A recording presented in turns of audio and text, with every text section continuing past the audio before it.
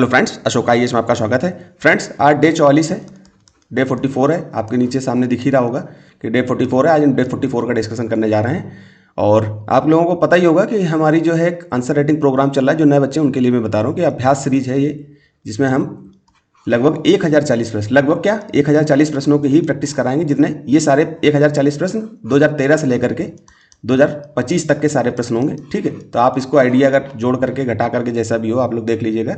मैं पहले वीडियोज में बता दी हूँ कैसे कैसे 1040 हुए हैं।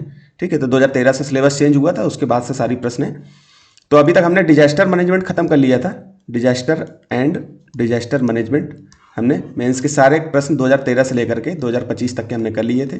ठीक है, अब क्या है कि ये सारे समाप्त हो जाएंगे, तो फिर मतलब समाप्त हो ही गए हैं। डिजास्टर मैनेजमेंट समाप्त हो गया। अब हमने गवर्नेंस स्टार्ट किया था। गवर्नेंस को शुरुआत में हमने गवर्नेंस से ही करी थी, आपको पता होगा। जो निरंतर देख रहे हैं उनको पता होगा, गवर्नेंस से स्टार्ट किया था। फिर बीच में कुछ बच्चे डिजास्टर मैनेजमेंट के लिए बोलने लगे तो हम डिजास्टर मैनेजमेंट स्टार्ट कर दिए। लेकिन अब मैंने प्लान किया था कि जब तक हम पूरा 2013 से लेकर 2025 तक एक सेक्शन स्टार्ट करके पूरा नहीं समाप्त कर लेते, तब तक दूसरे टॉपिक पे नहीं जाएंगे, मतलब दूसरे टॉपिक के PYQs पर नहीं जाएंगे।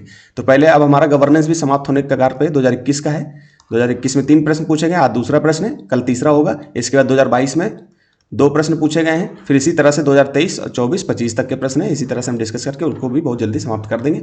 उसके बाद IR या इंडियन सोसाइटी के प्रश्न स्टार्ट करेंगे।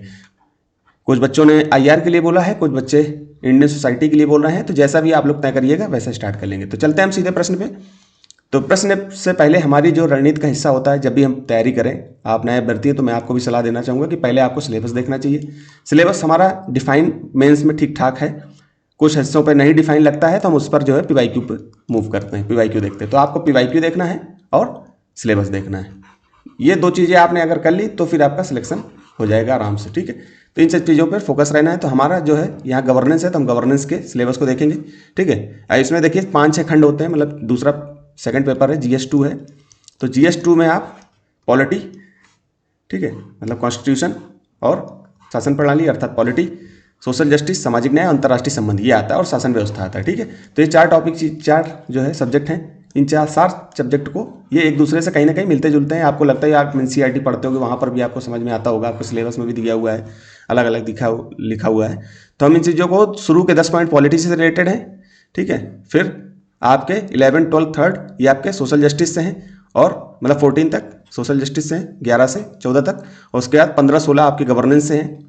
ठीक है, अब इसके बाद IR से हैं। ठीक है, मोटा मोटा। बाकी आप देखोगे तो एक दूसरे से लिंक भी करते हैं। जब आप जाओगे तो कुछ चीज़ें जो है आपकी लिंक करते हुए दिखाई देंगी। जैसे पॉलिटी में आप जाओगे 6 नंबर टॉपिक पे, तो यहाँ पर प्रभावक समूह और औपचारिक अनौपचारिक संघ भी दिखाई देता है। इसी तरह से और भी टॉपिक पे जाओगे तो कहीं ना कहीं हमें वो चीज़ें दिखाई देंगी गवर्नेंस पे भी। ठीक है, तो मतलब एक दूसरे सब्जेक्ट से लिंक करता है। जो 4 सब्जेक्ट हैं इसी से लिंक करता हुआ दिखाई देता है। तो हमने सीधे इसके सिलेबस के पॉइंटों को अलग भी कर दिया है, 15 और 16 नंबर को, कि आप सिलेबस को डायरेक्ट लिंक कर पाओ, मतलब PYQ को, प्रश्न को डायरेक्ट सिलेबस को सामने सामने देख करके लिंक कर पाओ।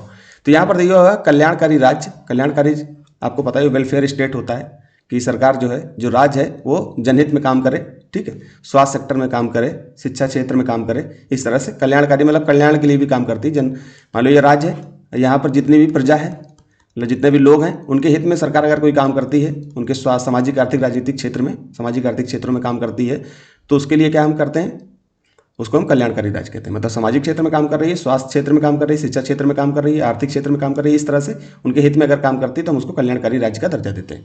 तो यहाँ पर कल्याणकारी राज्य की बात कर रहा है। फिर उसमें नैतिक अनिवार्यता के अलावा, मतलब नैतिकता तो हमें कल्याणकारी राज्य का कारण ही यही है, जनहित में काम करना। इसके अलावा प्राथमिक स्वास्थ्य संरचना जो है हमारा, कोविड देखिए 2021 का है, इसलिए ये कोविड के समय प्रश्न आया था, इसलिए इसको जो है प्राथमिक स्वास्थ्य संरचना से जोड़ करके हमारी गवर्नेंस की बात मतलब उस पर रखी गई कि हमारा गवर्नेंस प्राथमिक स्वास्थ्य संरचना के हित में कितना कारगर सिद्ध हुआ है। नैतिकता के तो मतलब नैतिकता की तो बात हम कर ही रहे हैं कि नैतिक होना चाहिए, सरकार को तो स्वास्थ्य सेक्टर में काम करना ही करना है, लेकिन उसके साथ साथ हमारी संरचना कैसी रही है ना, उसमें शासन व्यवस्था वगैरह को जोड़ते हुए प्रश्न को लिखना है। फिर इसमें धारणीय विकास की एक आवश्यक पूर्व शर्त है, आपको SDG को भी इसमें जोड़ना है कि हमें उसमें दिया हुआ है ना SDG, तो उसमें स्वास्थ्य सेक्टर को पूरा करना है। तो उसी पूर्व शर्त को विश्लेषण कीजिए, इसको 1.5 शब्द में लिखना है। 2021 का प्रश्न था।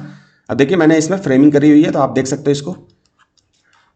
ठीक है, तो ये प्रश्न को नहीं पढ़ूंगा, मैं यहाँ पर भूमिका लिखता हूँ कि इसमें भूमिका में क्या और क्यों से, मतलब प्रश्न को जब आप ध्यान से पढ़ोगे तो प्रश्न अपने आप में जवाब दे रहा होगा क्या का, मतलब वाट का जवाब दे रहा होगा कि यहाँ पर क्या पूछ रहा है, मतलब प्राथमिक स्वास्थ्य संरचना की बात कर रहा है, क्यों होना चाहिए, प्राथमिक स्वास्थ्य संरचना क्यों होना चाहिए उसकी बात कर रहा है। तो हमको भूमिका ऐसे स्टार्ट करनी है, ये 2 पॉइंटों को मिला करके भूमिका स्टार्ट कर सकते हो कि कल्याणकारी राज्य की बुनियादी जिम्मेदारी नागरिकों को प्राथमिक स्वास्थ्य सेवाएं प्रदान करना है, देना है। परंतु आधुनिक समय में स्वास्थ्य संरचना केवल नैतिक दायित्व नहीं है, स्वास्थ्य संरचना केवल नैतिक दायित्व नहीं बल्कि सतत समावेशी और लचीले विकास के लिए अनिवार्य पूर्व शर्त है बन चुकी है। मतलब ये हमने इसी को घुमाते हुए प्रश्न को लिखा। ठीक, ये फ्रेमिंग है, जो बच्चे पहले से प्रैक्टिस कर रहे हैं वो मेरी फ्रेमिंग देखें और जा सकते हैं। ठीक, फिर मुख्य भाग में आपको इसको 4 भाग में, अब कोई भी प्रश्न है हमने इसको 4 भाग में बांटा, सामाजिक आर्थिक, भाई सामाजिक आर्थिक हो गया, सामाजिक हो गया, पर्यावरणीय हो गया, प्रशासनिक हो गया। अब जहाँ पर राजनीतिक लगेगा तो वहाँ राजनीतिक डाल करके उसके भी पक्ष लिख देंगे। यहाँ पर नहीं समझ में आ रहा था राजनीतिक क्षेत्र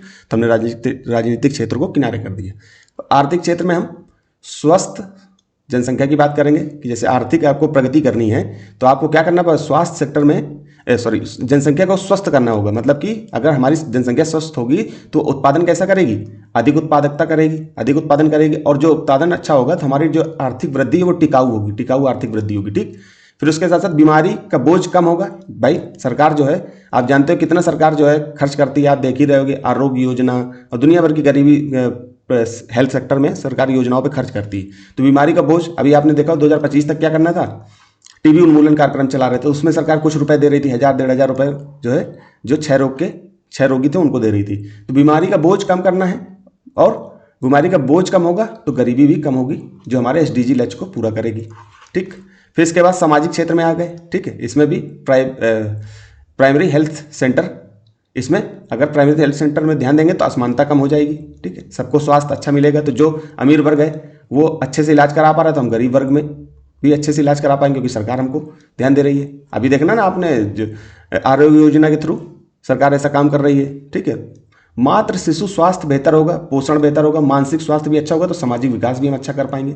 ठीक, पर्यावरणीय SDG स्वच्छता पर ध्यान देंगे, पोषण, जल गुणवत्ता, जिससे रोग क्या होगा, रोग निवारण होगा। ये SDG को सीधे घटा के, मतलब सीधा घटा के इससे जोड़ करके भी हमने इसके पॉइंट बनाए।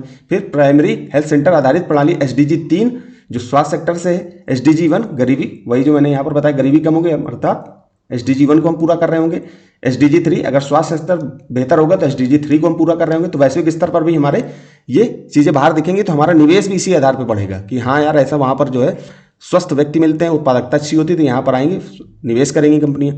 SDG 10 असमानता को कम करने का प्रयास करता है। ठीक है, फिर हमने प्रशासनिक और शासनिक इकाई में मतलब एक पॉइंट डाला, उसमें लिखा कोविड-19 की बात कर दी। कोविड-19 ने दिखाया कि मजबूत प्राथमिक स्वास्थ्य प्रणाली अगर होगी तो टीकाकरण, मतलब कि कोविड-19 हमें ये दिखा दिया कि हमारी जो प्राथमिक स्वास्थ्य प्रणाली है वो मजबूत है, मतलब कहीं ना कहीं, क्योंकि टीकाकरण हमने बहुत तेजी से किया। अब देखिए यहाँ पर नेगेटिव पक्ष भी आप डाल सकते थे, लेकिन डालोगे जब इसमें डिमांड, यहाँ पर क्या बात, प्रश्न क्या कह रहा है, कल्याणकारी राज्य की स्वास्थ्य संरचना धारणीय विकास की आवश्यक पूर्व शर्त है। तो हमें थोड़ी सी पॉजिटिव चीज़ों पर ध्यान देना, प्रश्न खुद बोल रहा होता है। निगेटिव चीज़ें आप कह दोगे कि सर हमारे पास स्वास्थ्य सेक्टर में हमारी जो GDP हम बहुत कम खर्च करते हैं, तो ये सब पॉइंट प्रश्न के अनुसार होता है। ठीक है, तो ज़्यादा आलोचक की भूमिका में प्रश्न को नहीं लिखना चाहिए। अगर डिमांड है तो थोड़ा बहुत डाल सकते हो, बहुत ज़्यादा अगर डालोगे तो फिर उससे प्रभाव थोड़ा सा गलत जाता है।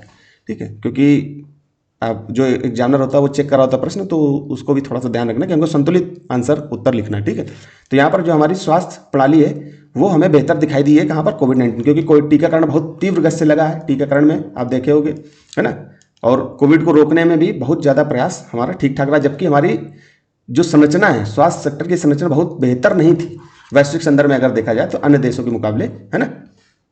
फिर इसी में प्रशासनिक शासन में स्थानीय और स्वास्थ्यकर्मी, जो स्थानीय स्वास्थ्यकर्मी है जैसे आशा, ANM, इन्हें शासन की जमीनी विश्वसनीयता को बढ़ाने में बहुत बड़ी भूमिका निभाई है।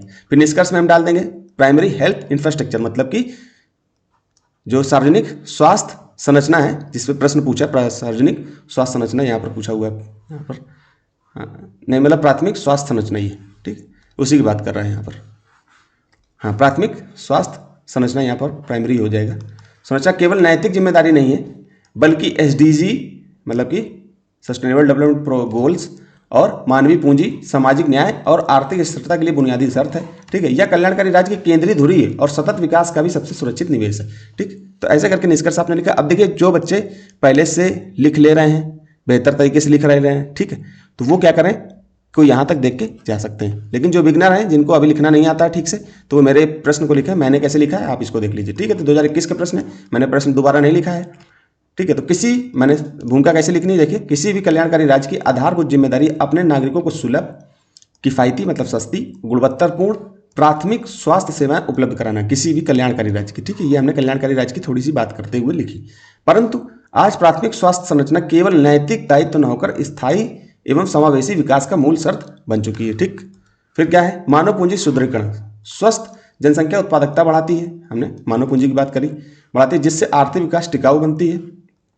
विश्व स्वास्थ्य संगठन के अनुसार स्वास्थ्य में $1 निवेश से $4 तक का आर्थिक प्रतिफल मिलता है। गरीबी का चक्र तोड़ना, प्राथमिक स्तर पर रोग निवारण व शीघ्र उपचार से आउट ऑफ एक्सपेंडिचर घटता है और SDG 1 जो गरीबी उन्मूलन की बात की जाती है उसको पूरा करने में मदद मिलती है। समानता और सामाजिक न्याय, ये प्राइमरी हेल्थ सेंटर्स, प्राथमिक स्वास्थ्य केंद्र, HWS स्वास्थ्य एवं कल्याण केंद्र, हेल्थ वेलनेस सेंटर्स व आशा नेटवर्क वंचित समुदाय तक पहुंच सुनिश्चित करते हैं जिससे स्वास्थ्य असमानताएं कम होती हैं। ठीक, आपदा लचीलापन, कोविड-19 ने दिखाया कि मजबूत प्राथमिक स्वास्थ्य समय पर निगरानी, परीक्षण, टीकाकरण और सामुदायिक जागरूकता की रीढ़ होती है। ठीक, तो इस तरह से आपको जो है प्रश्न को लिखना है। 4 पॉइंट आपने डाले, फिर 5वां पॉइंट हमने पर्यावरण से जोड़ते हुए डाल दिया कि पर्यावरण और SDG का एकीकरण कैसे हो, कि पोषण हमें पूरा करना है, स्वच्छता पर ध्यान देना है, मानसिक स्वास्थ्य पर ध्यान देना है, मातृ शिशु स्वास्थ्य पर ध्यान देना है, जैसे बहुआयामी मल्टी, ठीक है, कारक धारणी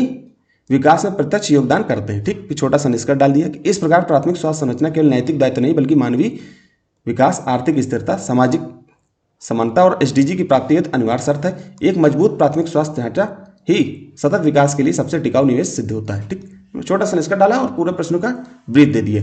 कोई भी प्रश्न हो उसमें सामाजिक, आर्थिक, राजनीतिक, प्रशासनिक, ठीक है, ऐसे पक्ष डालने हैं और प्रश्न को पूरा करने की कोशिश करनी है। अब प्रश्न में कोई भी चीज़ पूछ रही हो तो देखिए, कोई भी चीज़ अगर मान लो प्रश्न पूछता है तो उसका कथन आपको भूमिका लिखनी है। भूमिका बाद प्रश्न जो बात पूछ रहा है उसकी बात को लिखना है, फिर उसकी जो बात लिखोगे तो उसमें कुछ ना कुछ चुनौतियाँ होंगी तो चुनौतियाँ लिखने हैं। ठीक है, उसके बाद उसमें समाधान लिखना है। अब क्या होता है कि कभी कभी चुनौतियाँ नहीं पूछ रहा होता है, चुनौतियाँ नहीं पूछ रहा होता है तो आपको क्या करना है, चुनौतियाँ नहीं लिखनी, कोई बात जो जिस बात पर पूछा गया उसको लिखना है मेन बॉडी में, और मेन बॉडी के बाद निष्कर्ष आपको समाधान आधारित दे देना है। सिंपल ऐसे ही प्रश्न को लिखोगे आराम से आपका उत्तर पूरा हो जाएगा। तो अगला प्रश्न है डे 45 का, आप लोग प्रैक्टिस करना, कल फिर मैं इसको लेकर के आऊंगा। ठीक है, अब नागरिक समाज की बात कर रहा है, इससे पहले मैंने प्रश्न कराया था इसका, आप लोग पीछे का प्रश्न देखोगे तो ये प्रश्न आराम से कर लोगे। तो यहीं तक रखते हैं दोस्तों, धन्यवाद।